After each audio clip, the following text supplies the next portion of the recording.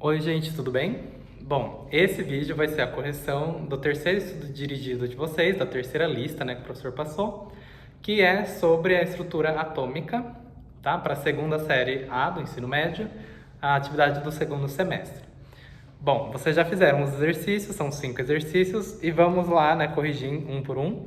O primeiro deles é o exercício da FUVEST, que fala assim: há exatos 100 anos, o Thomson determinou pela primeira vez a relação entre a massa e a carga do elétron, o que pode ser considerado como a descoberta do elétron. É reconhecida como uma contribuição de Thomson ao modelo atômico e ele dá 5 alternativas. Então ele quer saber qual delas é alguma contribuição do Thomson para o modelo atômico. A primeira que ele dá, né, a alternativa A é o átomo ser indivisível. E a gente sabe que o átomo ser indivisível é atribuído ao modelo de Dalton ou até ao modelo grego antigo, né, da antiguidade clássica de Leucipo e Demócrito. É que eles não eram cientistas, né, eles eram filósofos naturais que pensavam na natureza e criavam essas teorias, né? Mas o Dalton se baseou até nos trabalhos dele. Então a gente pode falar que isso foi a ideia do modelo atômico de Dalton, que a gente chama de bola de bilhar, que é aquele que é o átomo, é uma bolinha muito pequena, indivisível, maciço, né? Então a A não é relacionada ao Thomson. A B fala assim: a existência de partículas subatômicas, ou seja, o átomo não vai ser mais só uma bolinha pequenininha indivisível, tem coisas ali dentro dele, né? Ele é divisível porque ele é feito de outras coisas. Né, a existência de partículas subatômicas positivas e negativas. E o Thomson, né, ele descobriu o elétron e com alguns experimentos aí, então ele viu e foi determinado que o elétron teria carga negativa. Então a outra partícula, né, o que mais tinha ali dentro do átomo tinha que ter uma carga positiva. Por quê? A matéria no geral, assim, no seu estado mais elementar, normalmente na natureza, as coisas não são carregadas eletricamente. Elas podem serem carregadas. Se você atritar uma coisa na outra, às vezes você consegue, por exemplo, grudar um canudinho na parede, ou a gente consegue ver, né, na natureza tem os raios. Enfim, existem diferenças de carga às vezes, mas no estado natural que a gente fala, né, mais comum, as coisas são neutras. Por isso que então tinha que ter uma carga positiva e uma negativa. Essa foi uma das grandes contribuições importantes do Thomson para o modelo atômico. Então a alternativa correta é a B, tá? Vou colocar aqui pra gente que é a B, mas vamos ver porque as outras não são. Ó, a C fala: os elétrons ocuparem níveis discretos de energia. E isso vai vir depois do Thomson, com o Rutherford e mais ainda, né, com o Bohr, de começar a pensar como que os elétrons ficam distribuídos dentro do átomo. Então isso poderia ser... algumas pessoas até falam porque eles foram contemporâneos, o Rutherford e o Bohr, e eles publicaram esses modelos muito próximos, com 2 anos de diferença só. E eles trabalharam em conjunto também, né, em várias publicações. Eles que chamam o modelo de Rutherford e de Bohr de um só, né? Modelo Rutherford-Bohr. Ou você pode separar, né? O modelo do Rutherford e o modelo do Bohr, que é mais ou menos em 1910. Tá? Então esse daí, o C, não é do Thomson, vem depois do Thomson.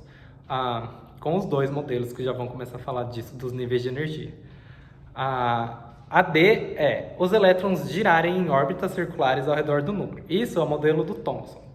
Não, desculpa, gente. Do Rutherford, confundindo os nomes. Que veio depois do Thomson, que aí, né, ele falava que os elétrons giravam ali como se fosse o planeta Terra girando em volta do Sol, assim, vai?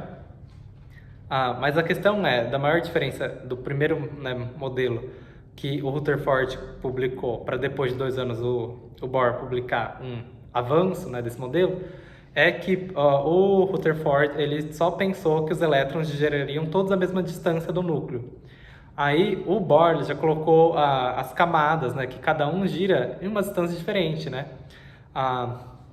Mas aí depois eles publicaram várias vezes várias atualizações dos modelos conforme os anos. Tá? Então a alternativa D seria relacionada ao Rutherford, não com o Thomson, por isso que ela não é a correta. E aí, a alternativa, o átomo possuir um núcleo com carga positiva e uma eletrosfera. Isso é a grande contribuição do Rutherford, com o experimento que ele fez, no qual ele conseguiu ver que existia um núcleo onde estaria concentrada a maior parte da massa do átomo e que o espaço ao redor, a maior parte desse espaço, que é a eletrosfera, seria onde os elétrons estariam girando. Então isso não é do Thomson, tá? O Thomson é aquele do modelo que a gente normalmente chama de pudim de passas. Tá? A alternativa correta, então, é a B. Vamos ver a segunda questão. Ela fala assim: numere a segunda coluna de acordo com a primeira, relacionando os nomes dos cientistas com os modelos atômicos. Então, vou colocar aqui as duas colunas, tá? Ele vai chamar de 1, 2, 3 e 4. É Dalton, o Rutherford. Peraí, que escrevi aqui. O Rutherford e depois é o Bohr, né? Rutherford. Aí aqui é o Bohr. E... Ops, escrevi errado. E depois o Thomson. E aí ele quer saber, para a gente colocar os números, né, aqui na outra coluna, que é a primeira que vai falar a descoberta do átomo e seu tamanho relativo, tá? Bom, essa eu acho um pouco estranho falar a descoberta do átomo, porque a gente fala que o átomo foi descoberto na época do Dalton, né? Mas é que, na verdade, são assim, experimentos que comprovam com maior força, né, as teorias atômicas, porque sustentam o modelo vigente durante cada época. O Dalton, ele acabou fazendo essa coisa mais apenas racional, assim, de pegar, né, na literatura antiga e pensar no mundo e falar, deve ser isso, e ele formulou um pouco melhor. Então, o Rutherford foi o primeiro que realmente começou com experimentos mesmo de determinar por exemplo, aonde fica o núcleo, o tamanho, né, então cada átomo, porque aí tem o tamanho da eletrosfera. Então, essa primeira aqui, né, da descoberta do átomo, meio estranho falar da descoberta do átomo, né, mas do tamanho relativo do átomo seria Rutherford, que é a 2. Aí, ó, a de baixo, eu não vou escrever todas elas porque algumas são longas, tá? Átomos esféricos, maciços e indivisíveis. Isso foi o quê? Foi o que Dalton falou, né? Que o átomo era uma bolinha indivisível, maciça, que a gente fala, né, que é o parecido com bola de bilhar. Então, por enquanto, é 2 e 1. Aí, ó, terceiro aqui vai ser modelo semelhante a um pudim de passas com cargas positivas e negativas em igual número. Porque aí, né, no total, o átomo seria neutro. Isso, quem viu, foi o Thomson, como a gente viu lá, né, no exercício 1. Modelo do pudim de passas, né? Então aqui tem que ser o 4. E aqui, né, vamos ver o que ele vai falar. Vai ser os elétrons giram em torno do núcleo em determinadas órbitas. Então esse aqui vai ser atribuído principalmente ao Bohr, né, o 3. Tá bom? Então seria 2, 1, 4, 3, que é a alternativa C. Então, o segundo exercício, a resposta é a alternativa C, tá? Bom, vamos ver o terceiro exercício. O terceiro exercício, ele fala assim: o íon Fe2, né, o ferro 2, o cátion ferro 2+, então é esse aqui, né, o ferro 2+,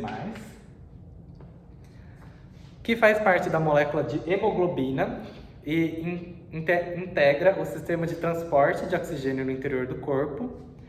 A molécula de hemoglobina é uma molécula bem grandona e ela tem, né, é uma molécula bem grande, orgânica, né, ela é bem complexa aqui, mas no centro dela tem o ferro 2+.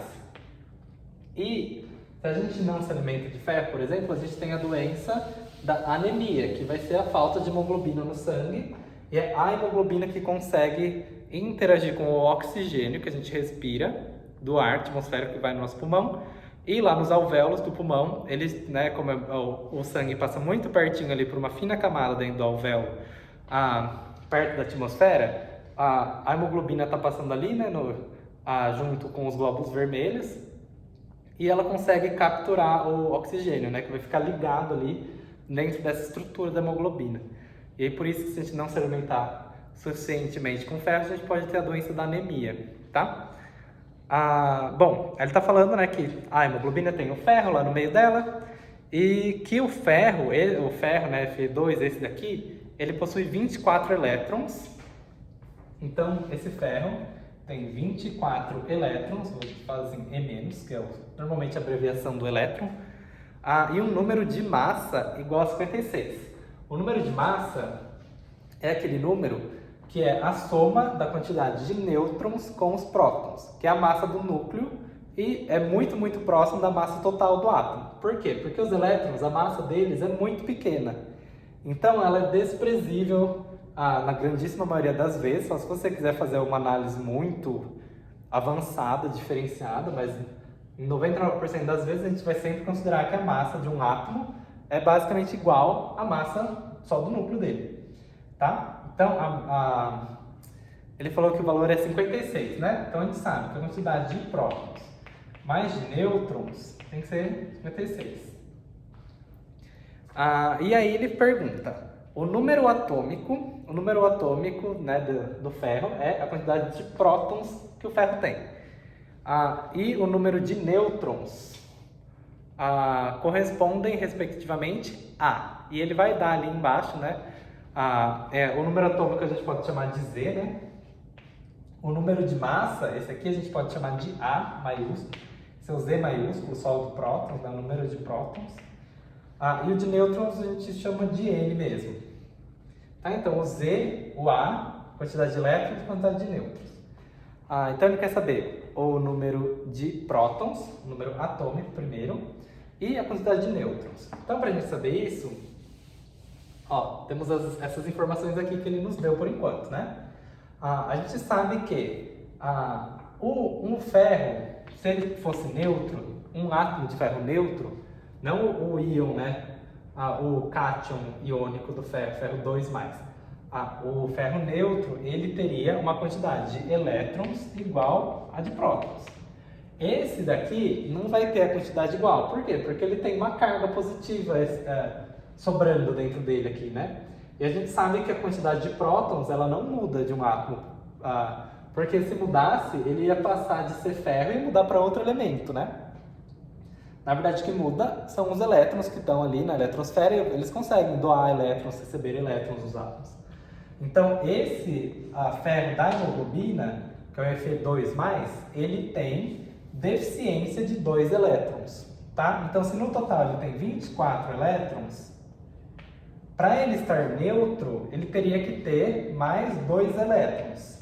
Então, ele teria que ter 26 elétrons para estar neutro. Por quê? Ele perdeu 2 elétrons quando ele forma a hemoglobina, né? E aí ele fica nesse estado de ferro 2+. Então, como ele perdeu 2 elétrons, né? Se a gente fosse pensar, o ferro, ele pode se transformar em Fe2+, se ele perder 2 elétrons. Então, se ele se transformar em jogar esses 2 elétrons para algum outro átomo, né? Enfim.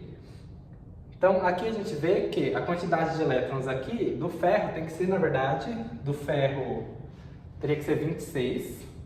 O nosso ferro, o Fe2+, ele deu que é 24. E aqui seriam mais 2 elétrons, né? Que dá 26 elétrons. Então, qual que vai ser o número atômico, né? O número de prótons do átomo de ferro, né? O Z. Qual que é o valor dele? Tem que ser 26, né? Porque o valor do número de prótons não muda. Por mais que ele se transforme em um íon com carga, o valor de prótons nunca muda. Então, o número de prótons é 26. Tá? Precisa saber que isso daqui vai acontecer, né? Que o valor dele não vai ser 24, porque ele está com uma carga aqui, 2+, vai ser 26. Beleza? Esse é aquele valor de que cada elemento tem o seu, né? O número de prótons.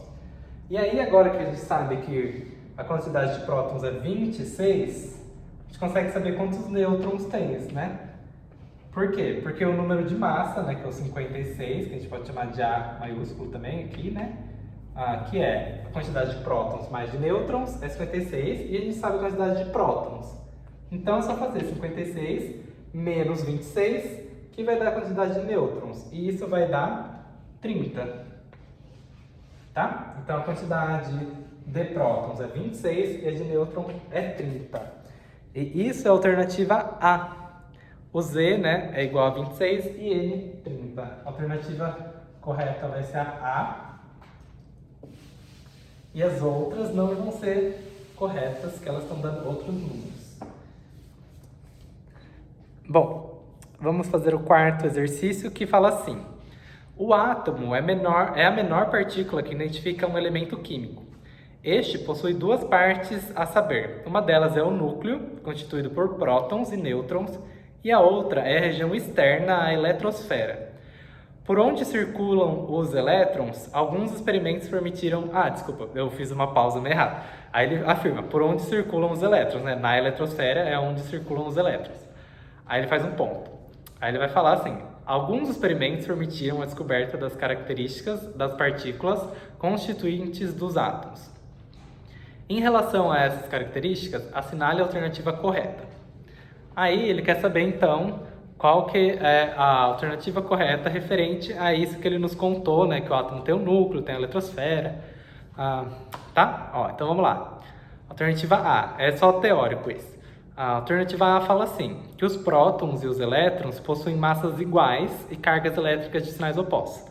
A parte de que a carga elétrica é de sinal oposto é verdade, mas a massa é totalmente diferente. Os prótons têm muito mais massa do que os elétrons. Tá? Então a alternativa A não é a correta. A B fala assim, entre as partículas atômicas, os elétrons têm maior massa e ocupam maior volume no átomo. Esta é errada também, porque os elétrons são as partículas que ocupam menos espaço, né? Desculpa, elas ocupam maior espaço, tá certo essa parte, elas têm a menor massa, e nessa alternativa tá falando que tem a maior massa, então essa não é a alternativa correta. Beleza? Os elétrons, eles ficam na eletrosfera, que tem um volume, ocupa um volume muito maior do que o núcleo.